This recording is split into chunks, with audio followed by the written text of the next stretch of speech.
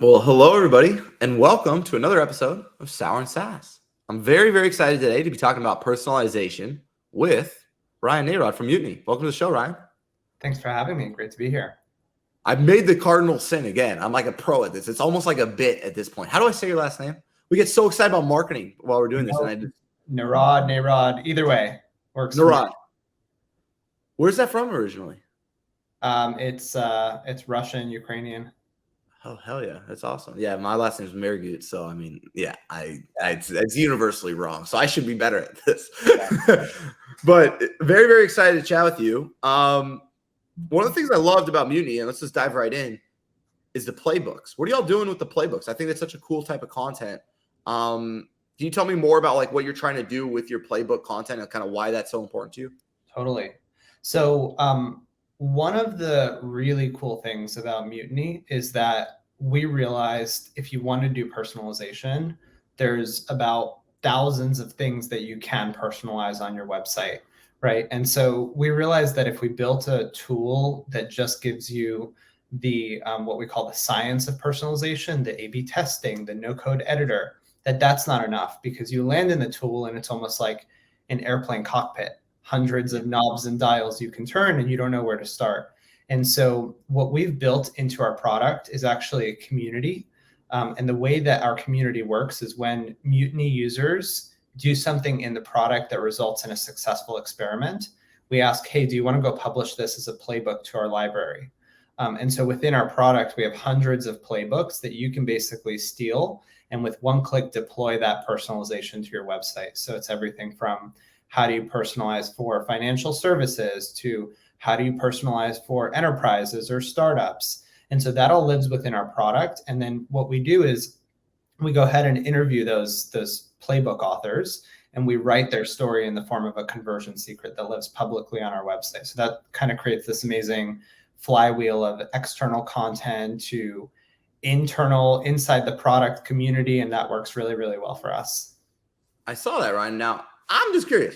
Why not just push the whole library public and use it as an acquisition channel? Like, why do it as an interview version? Why not just like directly do like launch this playbook and then they create an email and they're in your product? Because I thought that would be dope. So I'm just curious what you think on that. Yeah, I think it's a great idea. So what we do today is, we automatically create playbooks based on what our customers are doing inside of our product.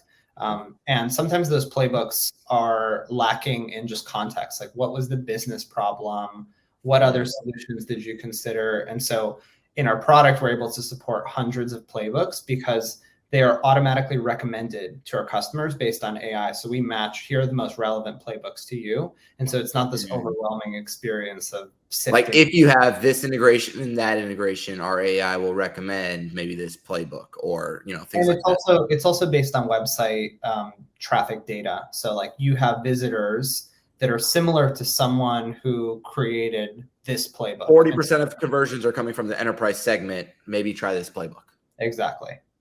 Understood. That's really, really clever. Now, one of the things I do like about y'all's marketing, so you on that playbook note, it's kind of like the Drift version, but UGC to a certain extent, right? It's kind of what we're doing there. We're kind of riffing off that, but then making it more user generated. Okay.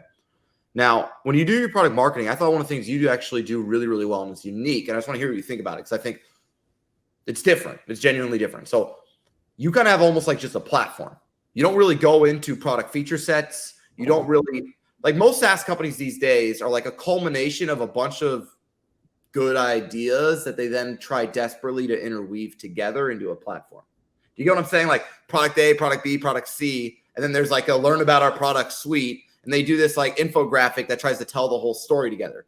You all just said like, nah, we're just going to have one product page. What's your thought on that? Do you want the product pages? Do you like the idea that it's one cohesive product? Is that better? Like, what's your take on that? Because I thought it was kind of different.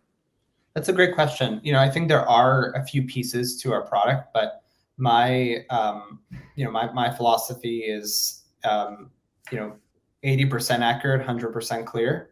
And so even if we're missing talking about all of the bells and whistles of Mutiny, we're really, really clear with our messaging about here's who it's for, here's how it works, and here's how to use it. And that's the experience our buyers get when they talk to our sales team or they ask for pricing. Like, we're super transparent about, who the product is for, how you use it, some of the, how you stand to benefit from it.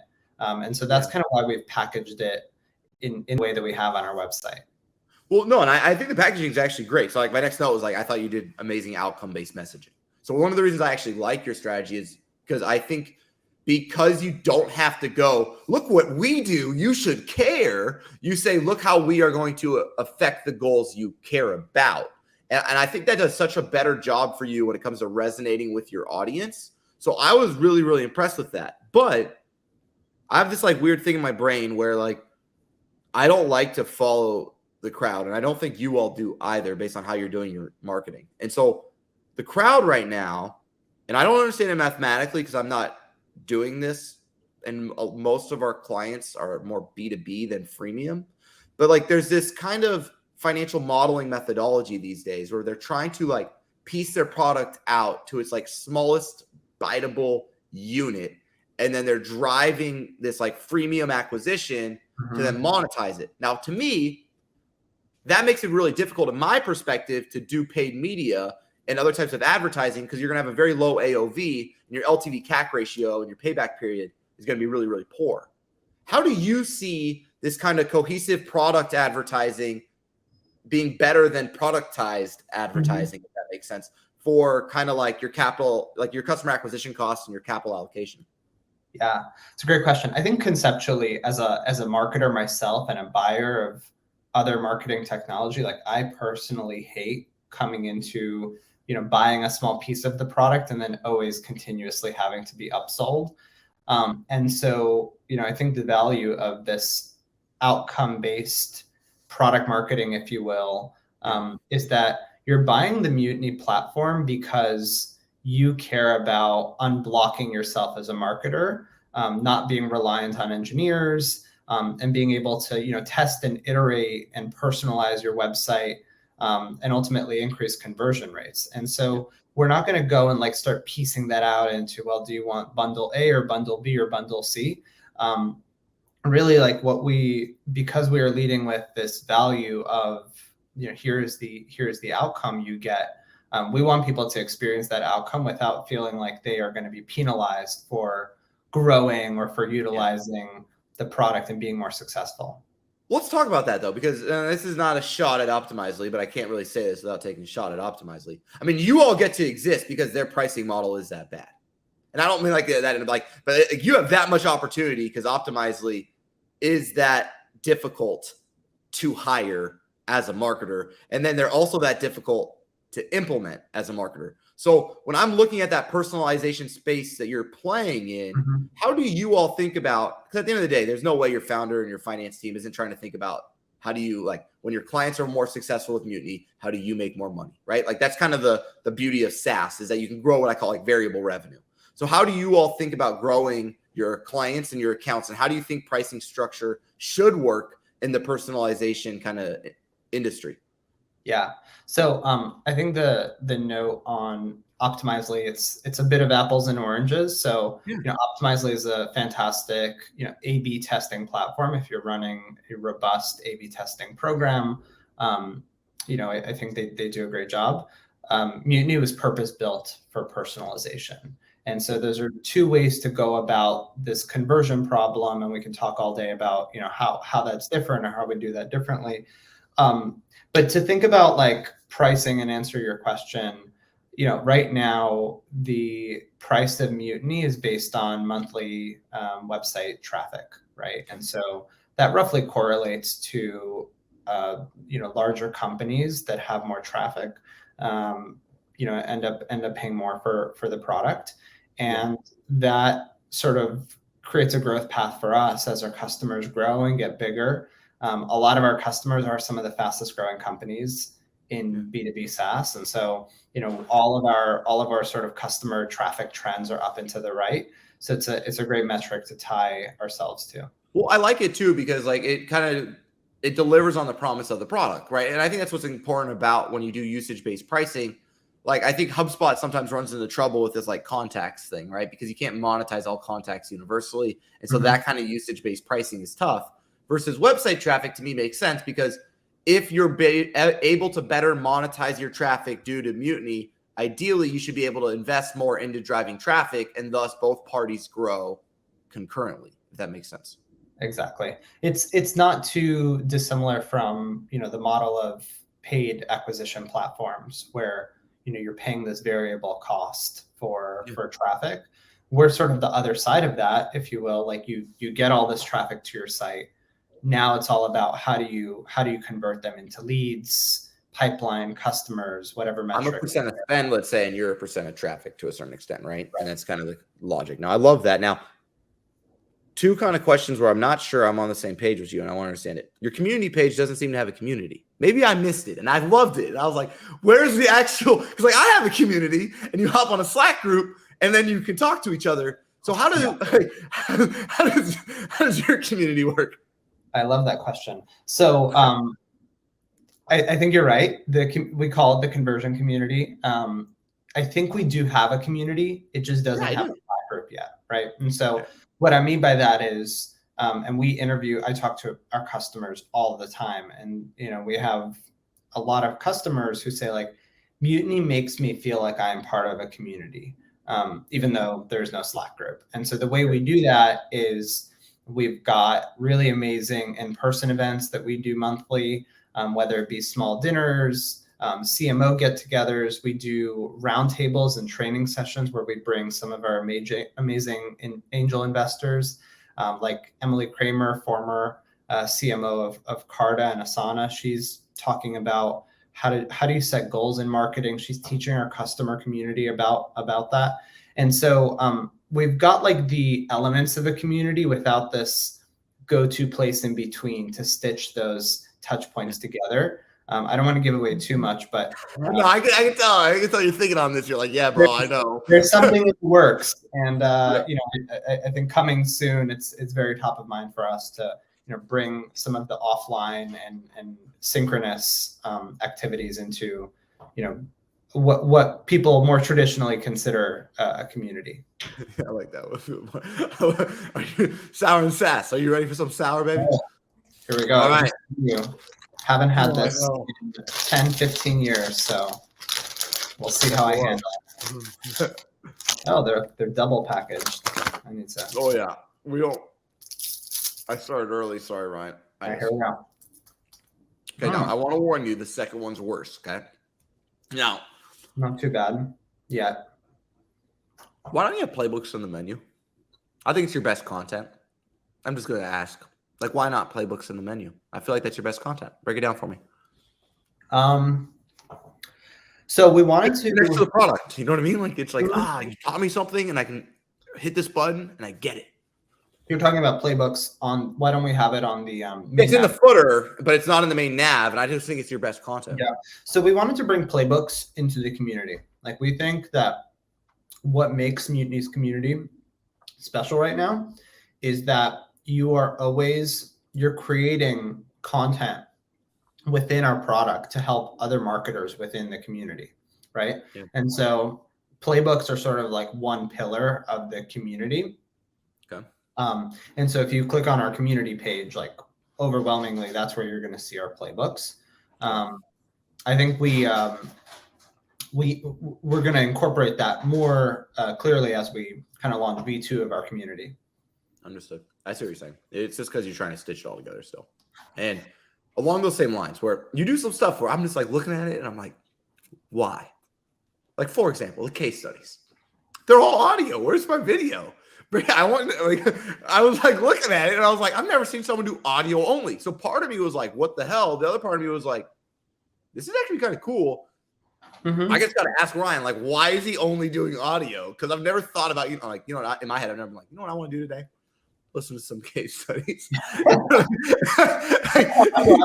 I just want to listen. No, so it's a great question.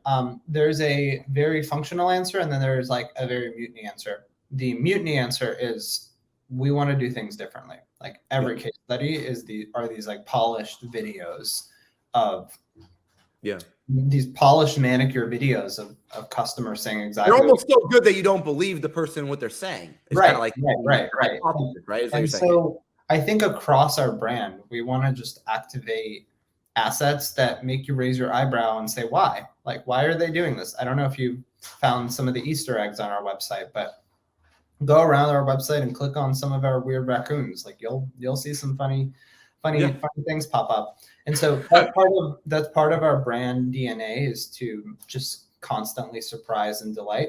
The more functional reason is, we want to make customers comfortable. Like, this is a conversation. This is an authentic, unscripted conversation with our customers. They don't need to prepare for it. There's no script. There's no hair and makeup. And so that ultimately, I think for us, creates really authentic stories. Are you all like outbound? I see why your product works for inbound, but you kind of have this outbound tab. Yeah. What do you think about that? I think this is maybe an under-leveraged secret weapon here. Hey. I think if you think about how most companies do outbound, they, hire a bunch of fresh grads right out of school. They give them a really big target and they say, go at it. And so then they go and they look you up, they look me up, they see where we went to school, they write these really creepy emails, and they do their best. Like, who can blame them, right? They have big targets. And so what I've always preached and done throughout my career is how marketing is in an amazing place centrally to do outbound. And what the reason for that is, like, marketers are really good at copy and product marketing, and they have access to that. And they're also really good at technology and, merging data and all of those things. And so I've always orchestrated my outbound teams. And I say teams very loosely because it's always been one person doing this. I love that. Yeah. My own outbound person / team. Yeah. The way I've always set that up is, like, this needs to be someone who's really, really good at wrangling data above all else. I was like, we have the resources to write really good copy. And so our product is actually the secret weapon for them, because if you've wrangled all that data and you have data on all of your target accounts, and some of that data may not be obvious, right? Some of that data you may need to find from other databases, or you may need to, like, hire a contractor to manually go down their site. But imagine a massive spreadsheet with 100 rows. So what our teams always do is they mail merge almost like every single column into an email, so it feels highly personalized. But then the secret weapon is we use that same data via our outbound product. You can think of that as a mail merge for your web page. So it spins up thousands. If you have 1,000 target contacts, 1,000 pages. So mutinyhq.com/Garrett@directive, and you'll get your page and you click into that, and it's exactly the story of here's why you, as Garrett at Directive, need to use Mutiny. We understand your persona, we understand your vertical as an agency, and we put that all together in a really cohesive value prop on one page. Do you think there's enough uptick to justify that cost and the time for someone to set that up? It's all done at scale. So if you're already pulling the data on, that you're going to use in your outbound emails, then it's actually very easy for you to upload that same CSV, and we have a Salesforce integration if that's where you store your data, into Mutiny, and it spits out thousands of pages at scale. And we even can send that URL of that page and even the screenshot of that page into a tool like Outreach. So you can actually at scale send an email that says, hey, Garrett, I made a page for you, and here's a link and a screenshot of that page. So if you're weary about clicking links, you can kind of see what's behind the curtain. And that for us, and I used to be a customer of Mutiny. This is the feature, the killer feature for me. That for us got, like, virtually everyone who saw and opened that email to click through. I love that. Now, the last sour candy. Are you ready? I'm ready. All right. Still chewing the first one, so try not to bite it. I know. All right, here we go. Oh my God, my stomach's gonna be ruined by this. All right, now what I always tell people is I think that's brilliant for you at Mutiny, right? Because it is technically your product. So they're technically interacting with the product, and now they can imagine what it is for them. Do you think it'll work as well for me? Right? Because I don't deliver, like, I'm doing marketing for you, but I'm not doing that for you. And you're doing it as the product. So it's an integration of product to outbound, which I always think is the best strategy. I think what happens is someone hears you say that and they're like, oh my gosh, I got to do this. They try to do it for themselves and it doesn't hit the same. Do you think there's more to it, or am I missing something? Like, break it down for me. I think it does work. Like everything, every tactic has a half-life and you can't over exploit it. But like I said, I used to be a Mutiny customer. And so that was for a company called Radar. And there we sold into mobile apps, right? So SDKs and mobile app, yeah, exactly. And mobile apps vary from, this could be the McDonald's mobile app or it could be Tinder, completely different use cases. And so what we would do, that's a mobile SDKs are a very complex concept to conceptualize. Yes. So what we would do is actually write a custom location-based push notification copy for every single target account. And so, for example, Tinder, we may write like, welcome to New York, discover top matches here. Versus McDonald's, we may write like, the McRib is available again at your local location, right? We write that all lives in Salesforce.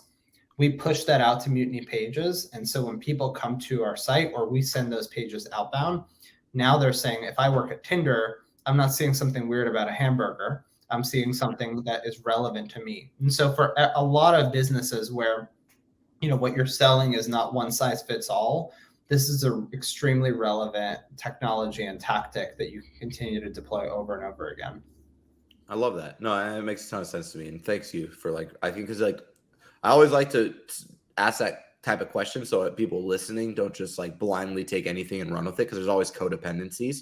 And it's nice to hear those codependencies, Salesforce, data, scale, those types of things. Now, personalization's been around for a little while. It's not necessarily totally new as a concept, right? You all, I think, have done a really good job making it actually accomplishable, not on a massive enterprise team, right? Where you have small teams can actually do it now. What's next for personalization though? Where do you think we go from here? What and for you all, how do you avoid becoming, the company that, the next company that disrupts Mutiny, like Mutiny's disrupting others? What do you think the future of this looks like? Yeah, great question. I think, personalization has existed, but it wasn't always the right timing for it, right? You had challenges with data coverage before. It was like a sexy keynote that no one could do for a long time. Yeah.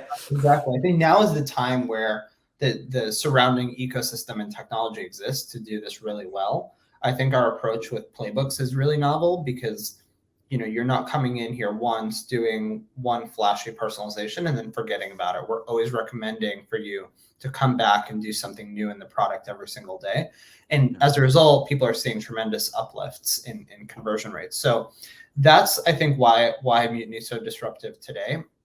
I think longer term, we're starting with web personalization, and that's a really great initial channel for us.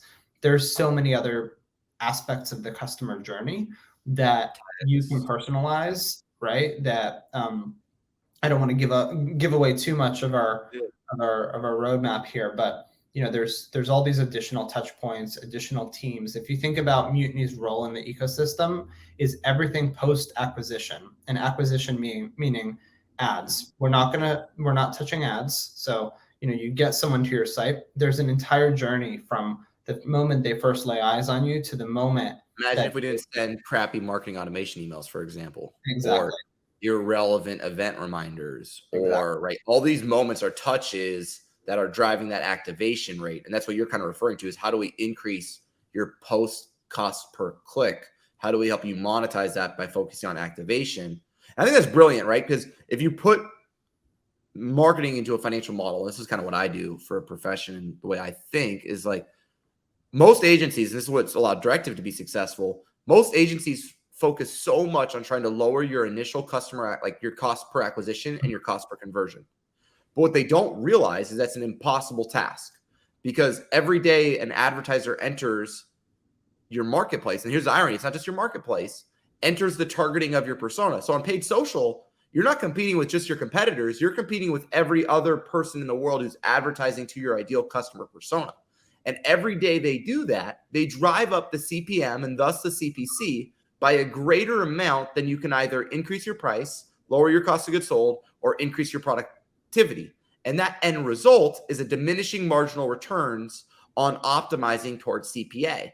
So the actual key and what's allowed Directed to be successful and why we use gift cards is optimizing the actions you want out of a human, not the actions you want in a platform. And so by optimizing towards getting someone to, for example, to a sales call, I have a lot more leverage in my financial model than if I optimize towards getting a lower cost per click in my platform. And that's the biggest difference for us. Do you see that kind of that same methodology at Mutiny?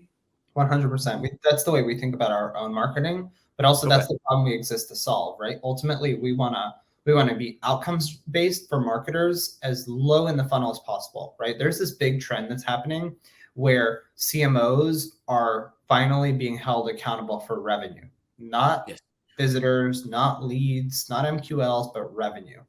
And so we want to unlock their ability to drive revenue in the same way that marketers have this incredible ability to log into AdWords or log into Facebook and, punch in their targeting criteria and drive a bunch of traffic. We want them to be as scientific about the second half of that puzzle, which is converting that traffic into revenue. I love it. Ryan, this has been amazing, man. It's been really, really fun chatting with you. If anyone wants to follow along with your story or even Mutiny's journey, what's the best way for them to do it? Find me on LinkedIn, mutinyhq.com. Thanks for having me. Well, this has been amazing, Ryan. Thank you so much for being on the show. And everyone, this is another episode of Sour SaaS. Thanks, everybody.